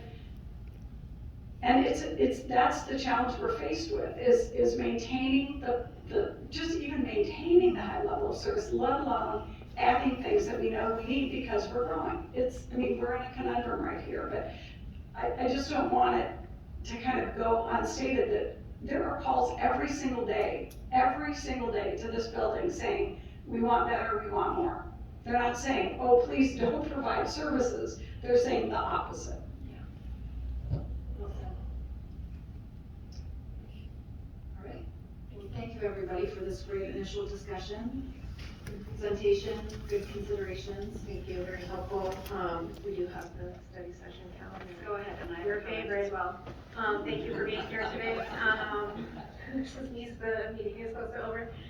So we do have an update on the Silver Lake Master Plan schedule for the 1st of May, and an update, just a check-in point on massage therapy ordinance, also on that same date. And then of course you do have a council meeting on that day. And then we have programmed in on May 8th, as a non-council business meeting day, is direct district financial incentives conversation that had come up at a previous council meeting. So just wanted to kind of point that out, and then a few more things coming forward as tentative as we continue to move forward towards the end of session, and some updates on the gap analysis that we're doing for the regional sports and recreation complex, which is among some of the other facilities that we operate or that our partners operate. And then we have a tentative presentation on the 15th for hoping to be ready for a final report from the downtown task force, just to kind of let you know, we heard a lot of those things are not surprises. They've been out in the media. They're things that you're probably hearing from folks downtown, but to understand how we might be able to influence that near term, or what folks are really hoping for. So, On that note, can I just ask a question of my colleagues about study session schedules, specifically related to some of those conversations and information we've been hearing from the downtown task force and others in our community and businesses downtown, specifically related to homelessness. And I know that we have this great task force working collaboratively across our community on collaborative solutions, but it sounds like there may also be some considerations for council to act in the near term in supporting downtown in particular, but considerations across the community. And I don't understand as an individual, I've heard some different policy considerations thrown out, but are those the types of approaches we should be considering? Or I just would love an opportunity to touch back with the task force or other experts or the police department and see, like, is there something we should be considering now, and what are the implications? What's administrative that can be just done without policy or without council's input, and what would potentially require council to act on specific policy or ordinance changes or policy changes at the level. I didn't know if that fits in with the downtown task force, or if that's something separate that people would be willing to support in a near study session, or. Yeah, I'm thankful that you brought that up. I was gonna bring it up too. This is coming to me quite a bit as an issue, and I would really like a study session on exactly what Ms. Carlson said. ways that we could adapt or amend policies that we have, add on to current ordinances, get some feedback from RPD, get some feedback from parks, and our downtown businesses, some of those that are most affected in kind of a trajectory from, this northern location to a more southeast location, and address some of those things. So just looking at this, I think it might be valuable to have the downtown task force update, and then based on, I know that some of these things have been coming out to a lot of different elected officials and teammates in RPD and elsewhere. They are looking at their summer schedule and looking at some of those things that they can do within, how do they schedule, what are some of those opportunities, and it's something that the parking, I'm gonna forget what the title is, but anyway, that our parking enterprise system folks are looking at from a cleanliness perspective of like how do they continue to address that. But I think it would be helpful for us to have some of those internal conversations which have already started. They had started when we were even working with the county, and maybe looking at targeting that like June 12th kind of date. So there's enough time, so we're not just coming to you with not very much information, but with a little bit more information about what we've been talking about internally, about what some of the pinch points are, what some of the challenges are, and how we might be able to influence those. Through how we operate versus, and then that next step of what are the other things that might be helpful to have in place in order to support, in particular, the police enforcement piece of it. Great. Looks like I have a few nodding heads, so thank you for that. All right, well, thank you everyone for your time and energy this evening. We will see you for our business